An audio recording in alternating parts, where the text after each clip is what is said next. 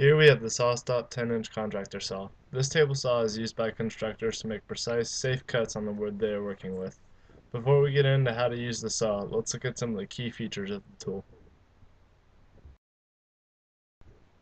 This item is called the rip fence. It is used to line up your material with the ruler that is on the front side of the saw to cut your material to the desired length that you need.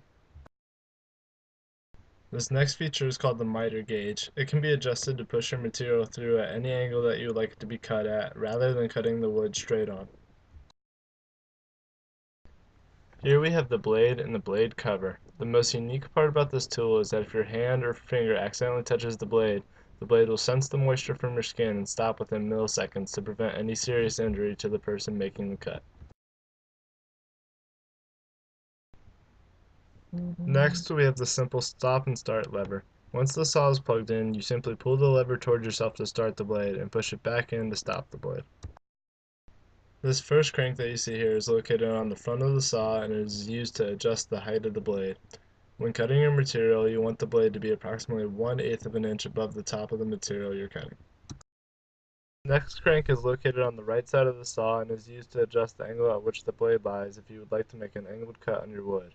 As you crank the lever, you will see the red bar on the front of the tool move to show you at what angle you are cutting at.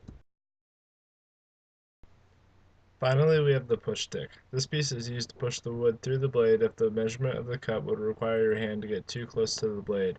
You should always use this tool if your hand would have to be anywhere near the blade to complete the cut otherwise. Now we would like to go over the appropriate attire to wear while you're using the saw. First, you must wear safety glasses at all times while using this tool to prevent wood debris from flying into your eyes. Also, you cannot wear gloves of any type or loose clothing as it may get caught in the blade and lead to serious injury. Now we want to get into actually starting and stopping the blade.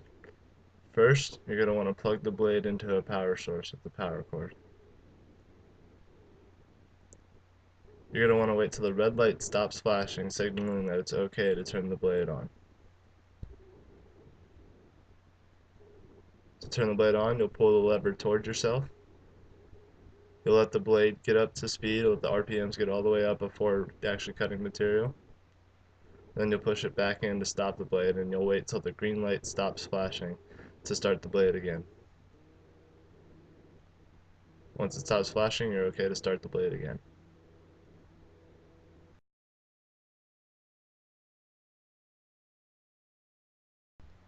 Next, we want to demonstrate how to actually cut the material.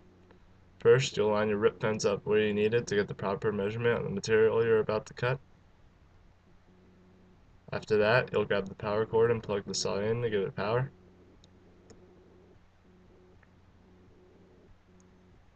You'll make sure the blade height and blade angle are lined up where you need it for the cut.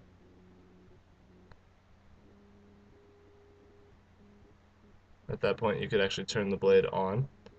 You line up your material with the rip fence, making sure it's plush against the entire wall.